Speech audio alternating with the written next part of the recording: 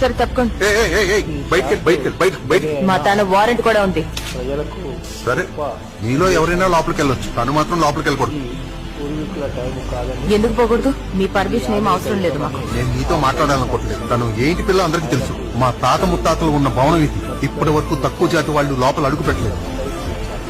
ఎవరు ఎక్కువ ఎవరు తక్కువ అది డిసైడ్ చేసేది మీరు కాదు. పూర్వీకుల భవనమా? ఇది మీ పూర్వీకుల టైం కాదు, రాజ్యాంగం నడిచే టైం, నియమ నిబంధనల టైం. ఇంకా చట్టం నాకు ఒక పోలీస్ అధికారిగా లోపలికి వెళ్ళడానికి పూర్తి హక్కు ఇచ్చింది. నేను వెళ్తాను కూడా. మీ పూర్వీకుల ఆత్మలకు ఎన్ని కష్టాలు వచ్చినా పర్లేదు. ఒకవేళ నేను లోపలికి వెళ్లకుండా మీరు అడ్డుకున్నారంటే కుల ప్రాతిపదికన వివక్ష చూపించి పోలీసుల్ని తమ పని చేయకుండా అడ్డుకున్నారని ఆ నేరం మీద మిమ్మల్ని లోపలేస్తాం.